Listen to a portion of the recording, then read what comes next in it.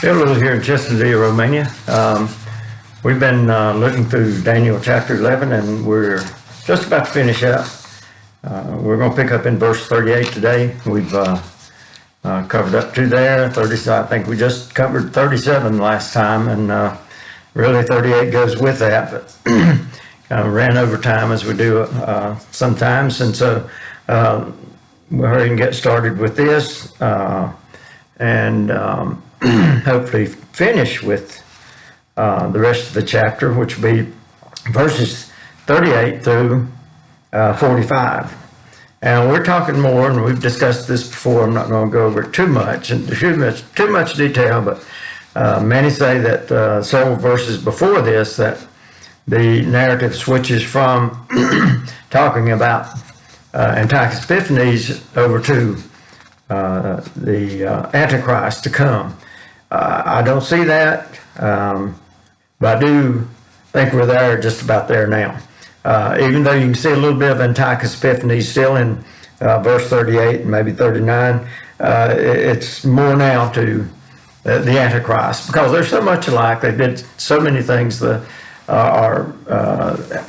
Epiphanes did so many things that the Antichrist will do later on, even though they're separated by thousands of years. And so for that reason, it's a little difficult sometimes to distinguish one from the other when they're intermingled like this. And I've said it before, I think, and that's just my opinion. I think Daniel probably didn't see two individuals in this prophecy. I think he was probably just saw one individual, but there's actually two. And so it is a little bit difficult to separate. We know now, the reason we have a bit of advantage is because of history, because Antiochus Epiphanes is history now. He's already been here and gone, and did his evil deeds, and now even Titus maybe fits in there, some extent, and does in some places, but now we're talking about the Antichrist more, and so that's who we're going to dwell on the remainder here, and we'll pick it up in verse 38, and trying to see where I want to stop at. Let's go through verse 39 right now, and then we'll go on from there. But really need to back up just a little bit. So let's go back to 37, just to relate. It's talking about this man that will come on the scene, and this king of the north that has been before, but now this one we'll see eventually is no longer the king of the north. The king of the north will come against him. And so here's another king. But it says, neither shall he regard the God of his fathers, nor the desire of women, nor regard any God, for he shall magnify himself above all. But in his estate shall he honor the God of forces. And the God whom his fathers knew not shall he honor with gold and silver, and with precious stones and pleasant things. Thus shall he do in the most stronghold with a strange God, whom he shall acknowledge and increase with glory. And he shall cause them to rule over many, and shall divide the land for gain. It sounds a lot like our politicians and rulers in different countries today. That's what they do. They sell their offices, then they're influenced for a gain. And that's what this man will do. That will come on the scene here at the end of the days, and known by different names. Just laughing a little bit because I was looking at some of the notes in my study Bible, and they mentioned some of the different names: the Antichrist, the lawless one, and the several different things, titles. If I try to name every single one of them, I'll miss something. So, but at any rate, the abomination of desolation is known as, and the notes said that some people, see him in all of those. Well, I definitely do. I think they're all the same person. I don't see how you can distinguish them as being any different, really. And so we see that this man Even though, Antiochus Epiphanes, he pretty much honored the god of forces. And I don't know how much this goes along with it, but it talks about the god of forces. If you've been around a while, then you remember Star Wars, the force be with you. I don't know if that's, some people said that was an evil connotation. And it very well could have been taken from here. I don't know. I don't know what's in the heart of the director and the writer, Steven Spielberg, and those that did the movies and things like that. But anyway, even so, you can be sure that evil always considers themselves as the good person. Almost always. They think they're right, and God is wrong. And you and I, if we stand for godly things and what God says, then we're the ones that's wrong, and we're the bad guys.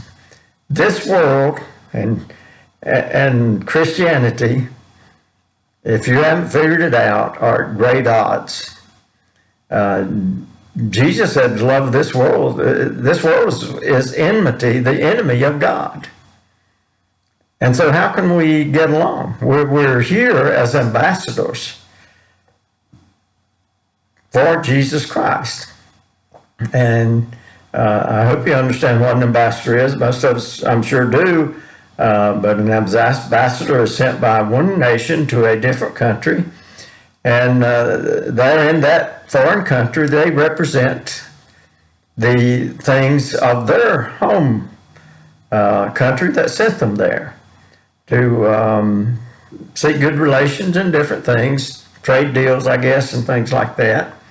And it's strange, though, that in recent years, what we have seen, and it's really traitorous. And I don't want to get in too deep into that stuff in the current events much, but we have ambassadors and public servants now who we have sent to different countries, and they end up representing and favoring that nation that they live in, that they were sent to represent the good side of the United States and the positive benefits for the United States, and now they turn against the United States and actually favor the country they were sent to influence on our behalf. And every nation does that, but I've never seen a time when, those are usually called spies.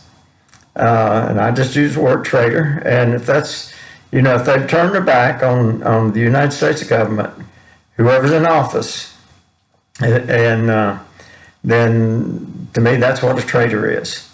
They've betrayed their country if they've took up with and side with that nation that they've gone to, have been sent to, and have turned against their home country.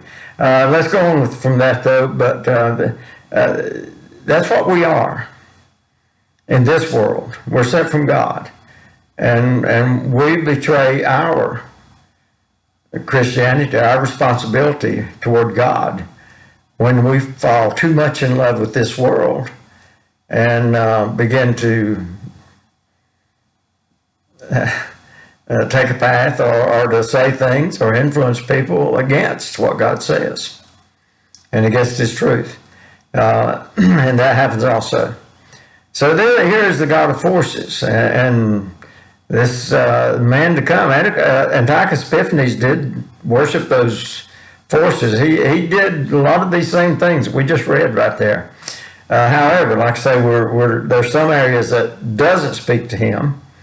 Thus shall he do in the most stronghold with a strange God, whom he shall acknowledge and increase with glory. In a sense, he didn't, I don't think, worship the same God as maybe those before him did. In a sense, he did. He worshiped Zeus, but then he claimed to be Zeus manifest, God manifest, and his God was Zeus, And so that's basically what was Zeus manifest. And so basically he was saying he was Zeus in the flesh, in a sense. And so, but here, this one talks about a strange God who he shall acknowledge and increase with glory, and he shall cause them to rule over many, and shall divide the land for gain. AntiChrist also did that to some extent. Well, great extent in a sense. We talked earlier about he had allowed his men to plunder in one of the other earlier videos in unprecedented ways. Now, in verse 40 it says, and at the time of the end, and we may be nearing that time now. We're sure not at the beginning. And at the time of the end shall the king of the south push at him, and the king of the north shall come against him like a whirlwind with chariots, and with horsemen, and with many ships, and he shall enter into the countries, and shall overflow and pass over. Okay, now we know we're not talking about Antiochus Epiphanes anymore. Definitely. And really haven't been the last few verses, but like I say, the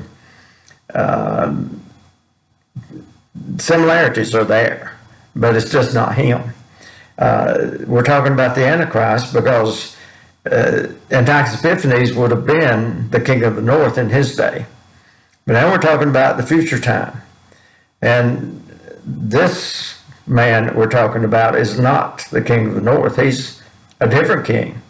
Doesn't align himself with either one.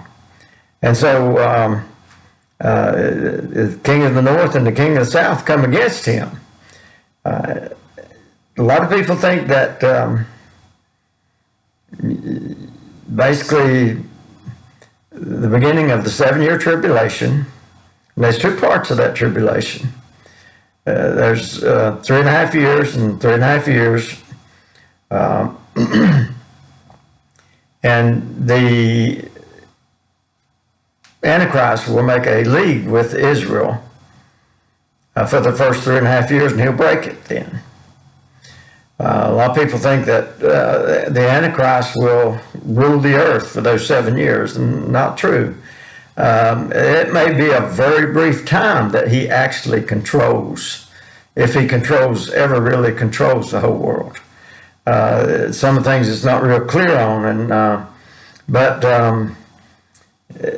it says, at the end of the time shall the king of the south push at him, and the king of the north shall come against him like a whirlwind, with chariots and with horsemen and with many ships, and he shall enter into the countries and shall overflow and pass over.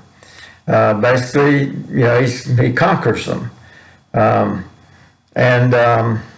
41 says, he shall enter also into the glorious land, and many countries shall be overthrown, but these shall escape out of his hand, even Edom and Moab and the chief of the children of Ammon.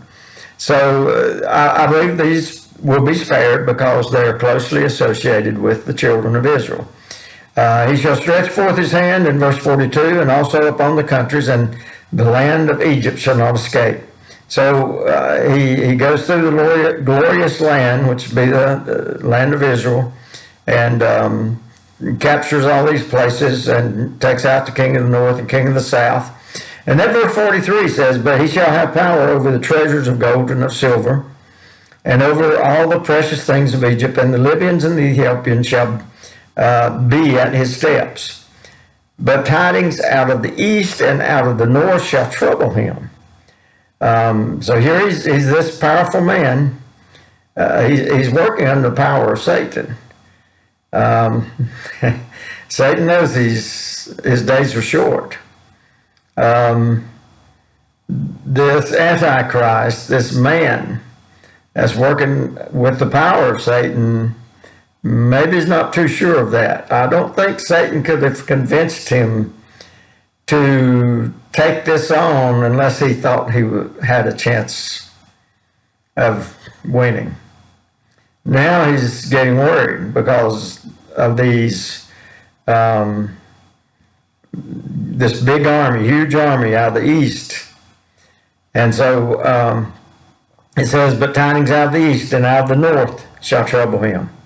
Now, what are those? To the north, of Israel is primarily, you look at the greatest power there would be the Soviet Union, or not the Soviet Union anymore, but Russia. Then to the east would be China. And so, and maybe even, who knows, does India come in and league with them?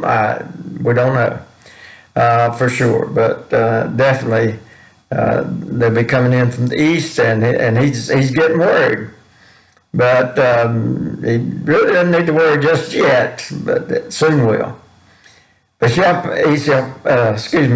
but tidings out of the east and out of the north shall trouble him, therefore he shall go forth with a great fury to destroy, and utterly to make away many. And so he's going to be furious at these armies that dare to come against him. And again, it appears that he takes them out, or at least takes many out. It says, and utterly to make away many. In verse 45, last verse in the chapter 11, and he shall plant the tabernacles of his palace between the seas and the glorious holy mountain. So maybe at this point, he's wiped out all the competition. I'm not dogmatic on that. It sounds that way possibly. But up until this time, he's still facing a lot of opposition. A lot of people think he just comes on the scene and automatically all over the world everybody takes his mark. And not true. A lot that resisted him, or either they rebelled later on won, because these armies came against him. And then it goes on. Yet he shall come to his end, and none shall help him. We've talked about the similar phrase before that we've seen throughout the book of Daniel, especially Daniel chapter 11, where these powerful men came on the scene that it says no one could stop them. They did as they pleased. No one could stop them. And yet, with every single one of them, at a point in time, they met their end. So when we're in times and it seems like there is no end of something, then look up, there is. And even this man that seems unstoppable, and actually is unstoppable for a time, he will meet his end, and none shall help him. That's good news. Of course, I go back again. I want to start up a little controversy. You always talk about when the rapture is going to take place. I don't think I'll be here. If you want to stay and see what happens, that's okay. But I just believe that from the book of Daniel here that more and more that, and not just in Daniel, but other places, that the church is not going to be here when this Antichrist comes to power. We may see him. He may be on the scene right now. I mean, he may be making his move up the ladder somewhere. He's not exposed himself yet. We don't know. But he could come on the scene anytime. However, I'm looking for the next thing to be the Jesus Christ to call his people home, his bride.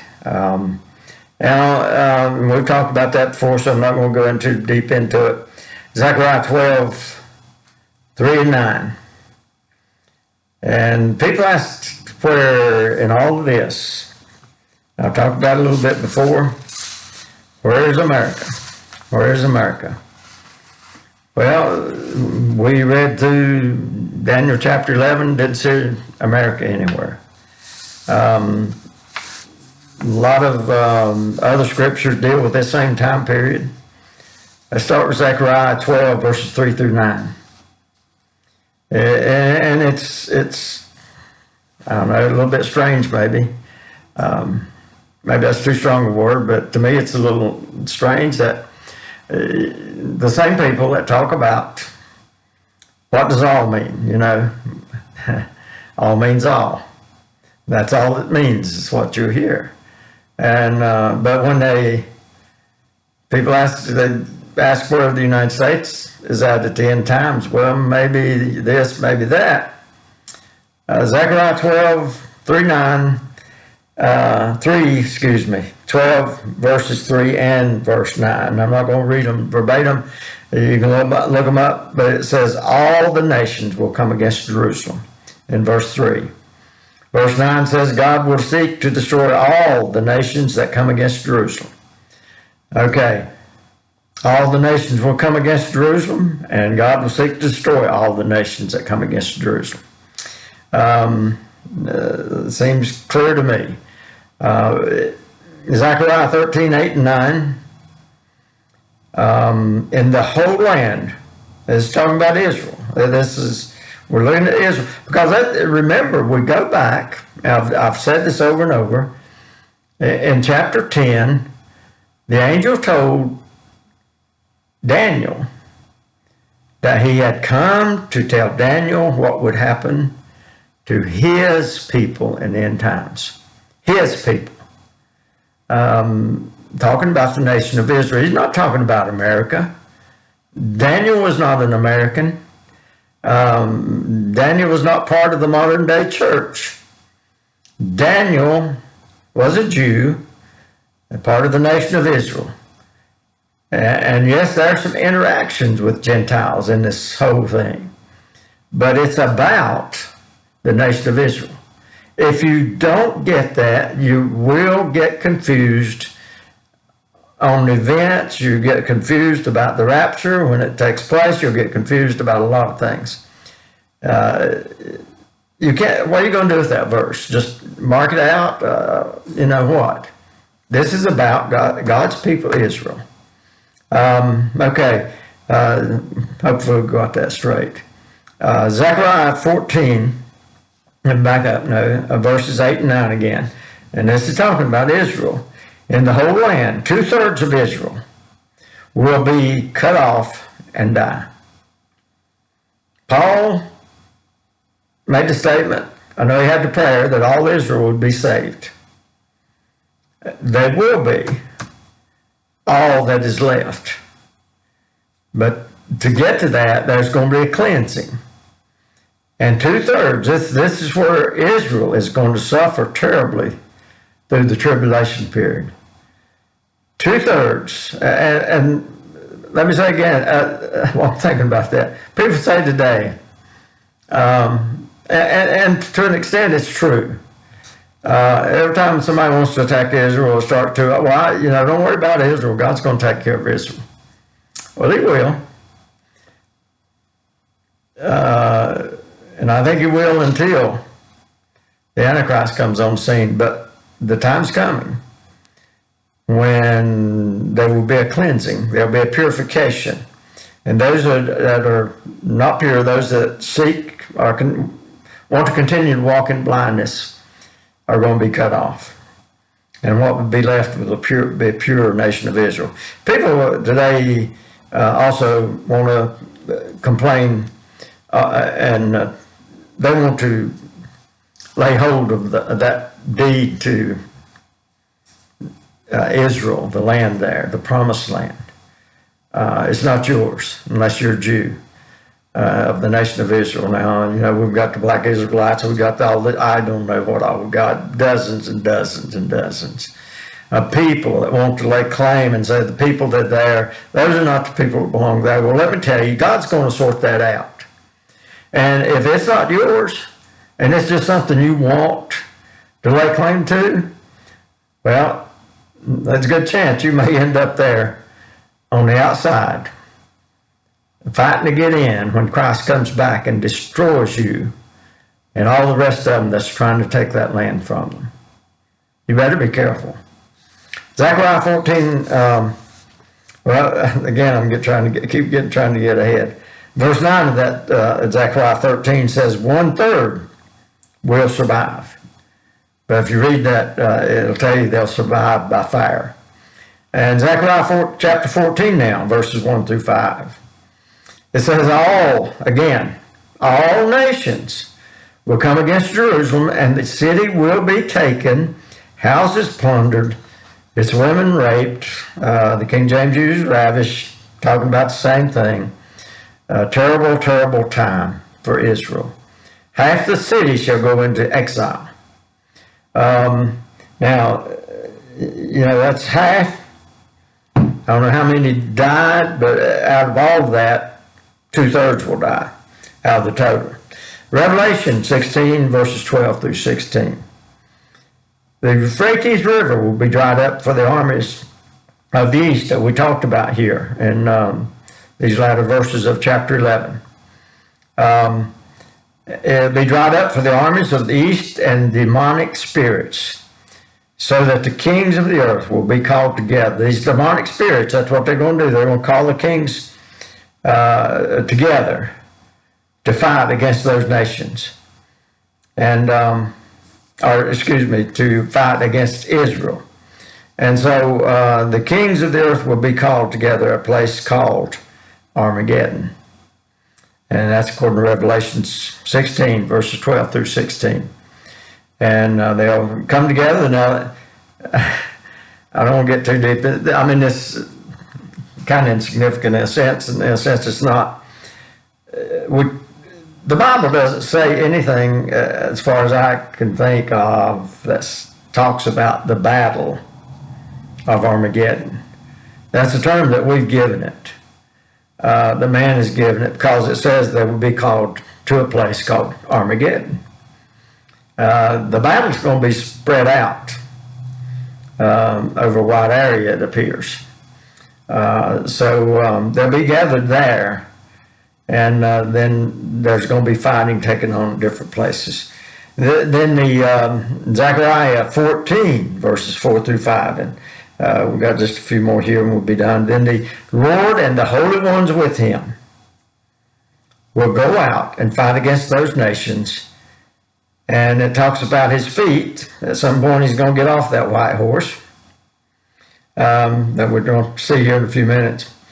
His feet will land on the Mount of Olives, and there will be a great earthquake. It said it split the Mount of Olives, and Christ will be standing 1 foot on one side and one on the other, huge Jesus Christ. And the armies gathered together in Revelation 16, verses 12 through 16.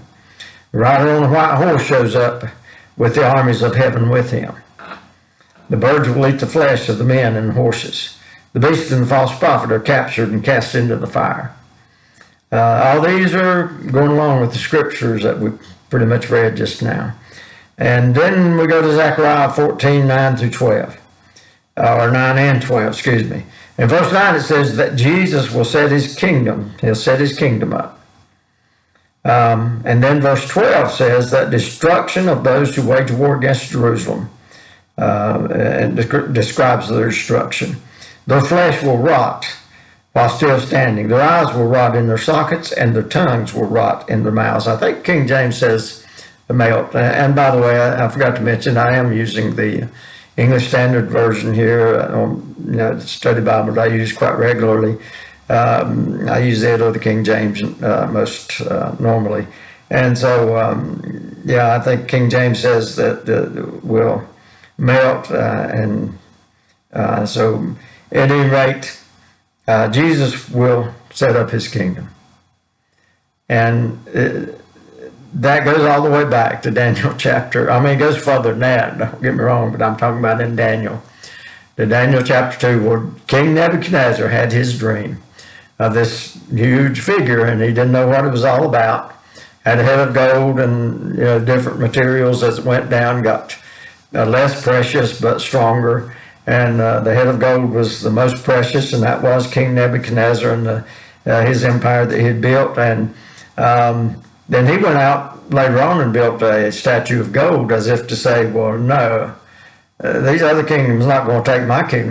My kingdom is going to be everlasting. Because Daniel told Nebuchadnezzar that the stone that came and destroyed all that image.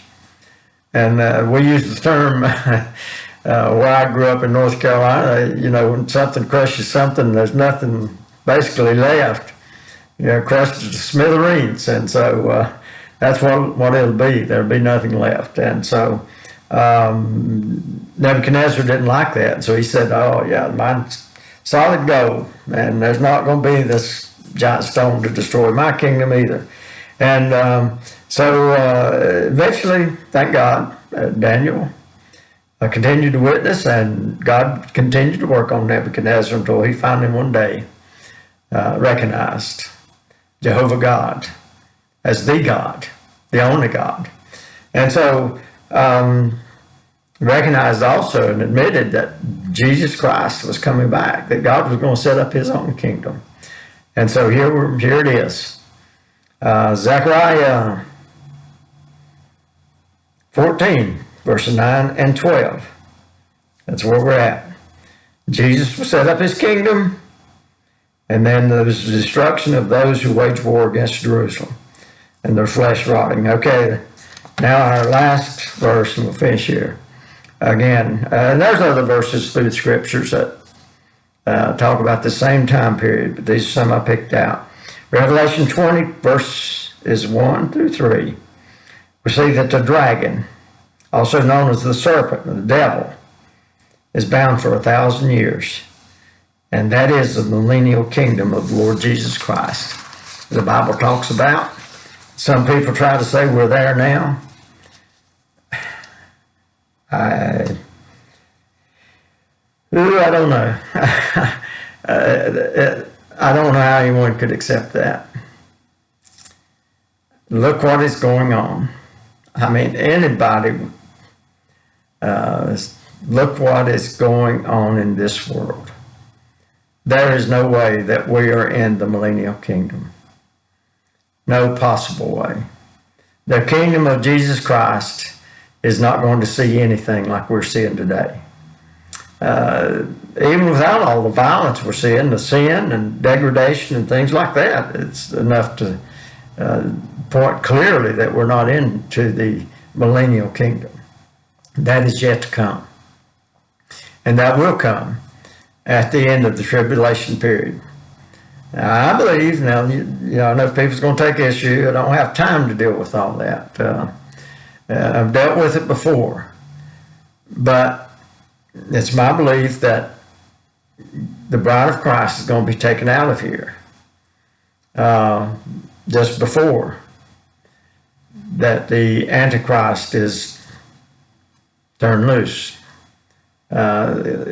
Christianity, the Holy Spirit, is standing against and holding back the forces of evil. Not perfectly, because there's always going to be evil in this world until Jesus comes and sets up this millennial kingdom. But what would it be like if we were not here? The world is about to see. And I think we'll be up in heaven watching it. I really do. And if you won't believe otherwise, that's okay. Believe what you want. But you're not going to change my mind from what I've read and what I've seen in the Word of God. If you want to argue with me, that's okay. You can argue with me, but you're not going to change my mind. You might change somebody else's, but not mine. I'm firm on that. I'm as firm on that as I am on my salvation. They're a little wrapping up here in Daniel chapter 11. And we'll finish up in Daniel chapter 12, hopefully, and I don't know. I won't say a couple sessions maybe, but who knows. Whatever God keeps feeding me. Have a great day.